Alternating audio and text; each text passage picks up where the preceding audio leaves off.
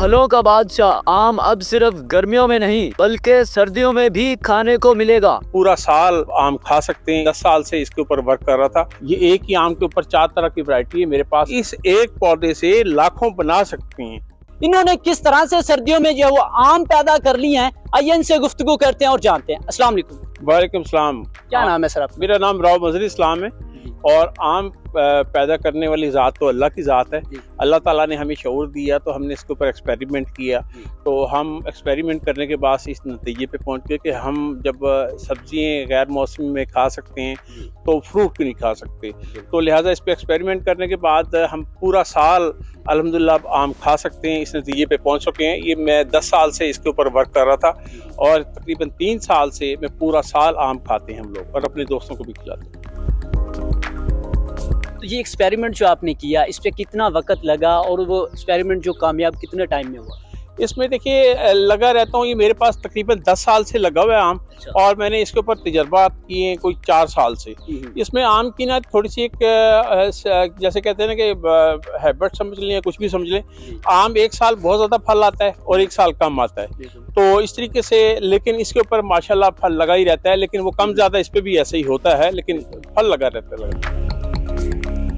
ये कौन सी किस्म का है? इसको हमने खुद ही तैयार किया। इसका नाम मैंने एवरग्रीन रखा है। कोई कह देता है इसको मजर ग्रीन कह देता है, कोई इसको एवरग्रीन कह देता है जी। तो ये आपने जो इकसाम खुद तैयार की, किस तरह से तैयार की? देखिए इस पे एक्सपेरिमेंट किया, तजर्बा किया और तजर्बा करने के बाद बहुत सारी चीज़ों को क्रॉस किया आपस में मैंगो को ही। और वो क्रॉस करने के बाद हम इस नतीजे पे पहुंच गए जब दूसरे लोग सीडलेस आम को निकाल सकते हैं तो हम क्यों नहीं निकाल सकते। बिल्कुल। तो हमारे जो फार्मर्स हैं उनको भी मेहनत करनी चाहिए। मैं ये वैरायटी देना चाहता हूँ, मुझसे वैरायटी लें और लगाएं ताकि हम ये कह सकें कि मुल्तान की जो मिट्टी है हम सर्दियों के अंदर भी लोगों को आम खिला सकते हैं। कुछ लोग तो सिर्फ सर्दियों का दावा करते हैं, मैं तो पूरा साल का दावा करता हूँ कि कभी भी कोई मेरे पास आए मैं उसको लाइव आम दिखाऊंगा कि ये देखें आम लगे हुए हैं और वो आम दरख्त पे भी पकते हैं और हम उसे पाल में भी पका सकते हैं। ये एक ही आम के ऊपर 4 तरह की वैरायटी है मेरे पास। गर्मियों में इसके ऊपर मल्टी कलर्स के आम लगते हैं और बहुत ज़्यादा अच्छे आम लगते हैं मल्टी कलर्स के। उसमें पर्पल कलर होता है, रेड कलर होता है, येलो कलर होता है, ग्रीन होता है, जबकि अंदर से वो येलो ही निकलता है। अच्छा। तो हमें इसको स्टिकों से नीचे इसके बांस लगाने पड़ते हैं। इतना ज़्यादा फल होता है इसके ऊपर। और फिर उसके बाद जैसे वो फल ख़त्म होता है फिर दोबारा से इसमें अगस्त के अंदर फिर बूर आना शुरू हो जाता है और स्टिल वो जो है ना बूर चलता रहता है। अब इंशाल्लाह हम रमज़ान शरीफ में भी आम खाएंगे, आजकल भी आम खा रहे हैं।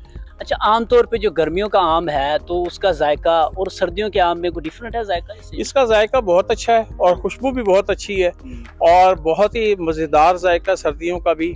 और बहुत सारे लोग मुझे सवाल करते हैं कि सर्दियों में भी पकता है, तो हम लाइव तोड़ के दिखाते हैं कि सर्दियों में भी पकता है ये दरख्त। क्योंकि एक हर चीज़ का एक टाइम मुकर्रर होता है। जब वो टाइम पीरियड पूरा हो जाता है वो दरख्त पे भी पक जाता है, चाहे सर्दी है चाहे गर्मी है। अच्छा, ये बताइएगा जिस तरह से आपने माशाल्लाह और भी मुख्तलिफ पौधे वगैरह यहाँ रखे हुए हैं और भी फलों वाले पौधे भी यहाँ पे हैं, कौन कौन से हैं और कौन सी वैरायटी की है? मेरे पास आड़ू की बहुत अच्छी वैरायटी है। लोग कहते हैं कि जी मुल्तान की शिद्दत की गर्मी में आड़ू नहीं होता, तो मेरे पास बहुत अच्छी वैरायटी है और बहुत बड़े बड़े आड़ू लगते हैं। और दूसरा उसके बाद मेरे पास गर्मियों के अंदर मई के महीने के अंदर बड़े सख्त मई के महीने में 1.5 से 2 किलो का गुच्छा अंगूर का लगता है।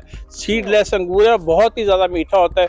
उसमें ब्लैक भी है और उसमें रेड भी है और उसमें वाइट भी है, तीनों मेरे पास सीडलेस हैं। तो जिस तरह से आपने एक मुनफरिद जो है वो फलों वाले दरख्त पौधे वगैरह यहाँ पे रखे हुए हैं, तो दोस्त डिमांड करते हैं कि हमें भी इस तरह के दें? देखिए जो दोस्त डिमांड करते हैं हम उनकी डिमांड पूरी करते हैं। मैं अपने शौक को बेचता नहीं और शौक की कोई कीमत नहीं होती। जब मुझे पता है कि जब मैंने एक चीज़ लॉन्च की है, मैं एक चीज़ पे तजर्बात कर रहा हूँ, मैं हमेशा 2 पौधे लगाता हूँ। एक लगाता हूँ छाँव में, एक लगाता हूँ धूप में।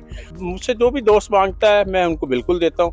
और ऐसे ही फल भी मैं तैयार करके रखता हूँ। अभी मैंने जैसे अंगूर की कटिंग की है। अंगूर की कटिंग आप 4-5 फुट से ज़्यादा ना बढ़ने दें। बहुत सारे लोग उनको बेलों को बढ़ने देते हैं, बढ़ नहीं देना। आपने उसको दिसंबर में कटिंग कर लेनी और जो उसकी कटिंग है आप उसकी महफूज करके रख दें। उसको या एलोवेरा लगा के रख दें या शॉपर में रख दें या उसको अभी गमलों में लगा लें, तो मार्च के अंदर फिर वो पौधे बन जाते हैं। अच्छा, जिस तरह से आम का ये 1-2 पौधे हैं, 1-2 दरख्त, तो मजीद इसे किस हद तक बढ़ाना चाह रहे हैं? देखिए इसकी कलमें लगती हैं और इस कलमों को हम बडिंग कहते हैं, बड करना।